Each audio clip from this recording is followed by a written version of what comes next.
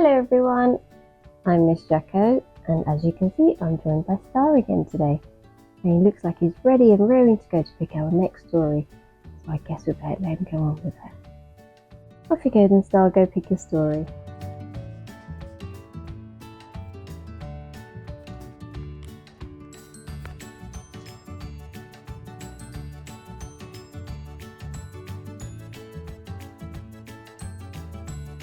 Tabby McTat.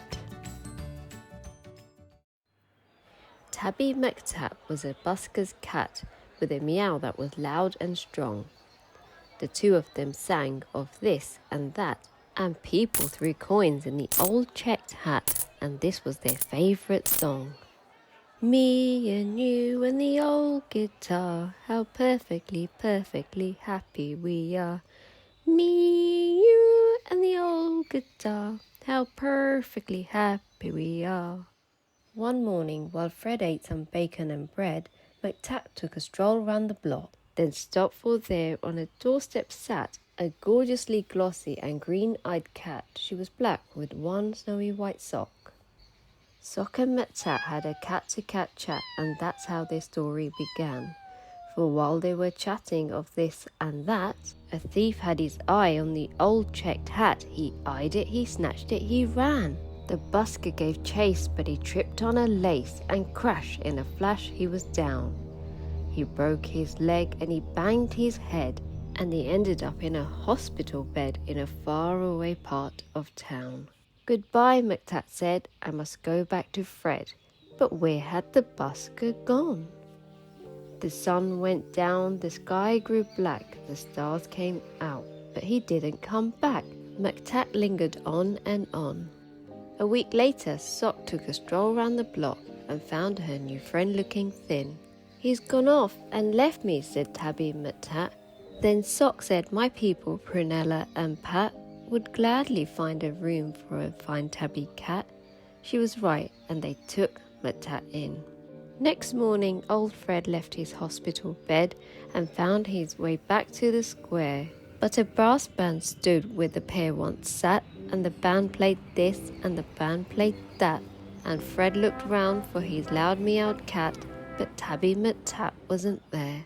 Now McTat had a wife and a very full life, with plenty of things to do, like washing Prunella and pouncing on Pat, and hiding the car keys under the mat, and keeping the newspapers nice and flat, and giving the pens an occasional bat, and nibbling this and nibbling that. But he dreamed of his friend with the old checked hat, and he always woke up with a mew.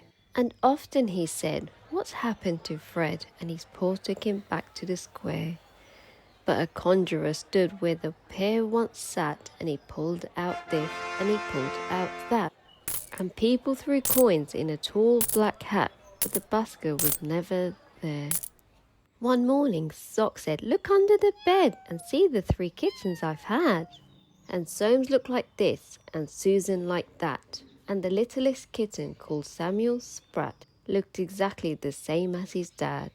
The 3 kittens grew, and they learnt how to mew.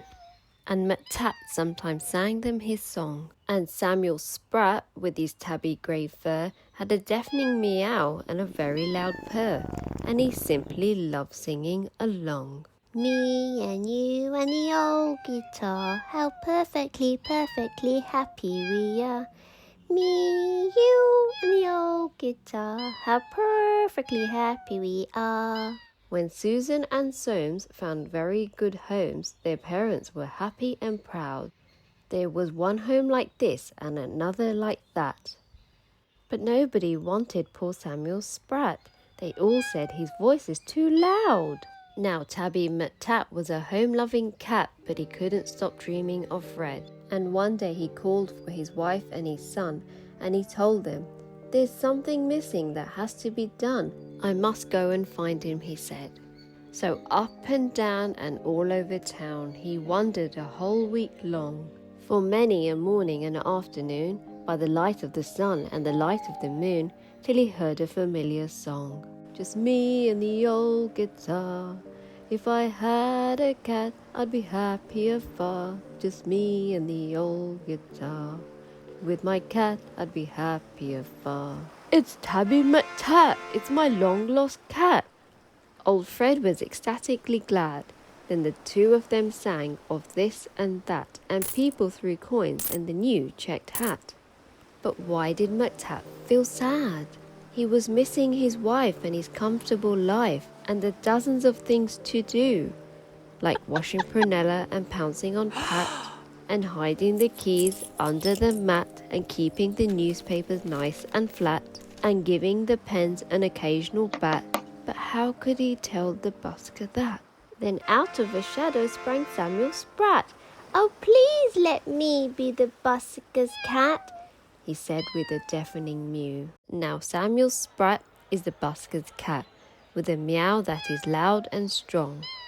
The two of them sing of this and that, and this is their favourite song. Me and you and the old guitar, how perfectly, perfectly happy we are. Me, you, and the old guitar, how perfectly happy we are.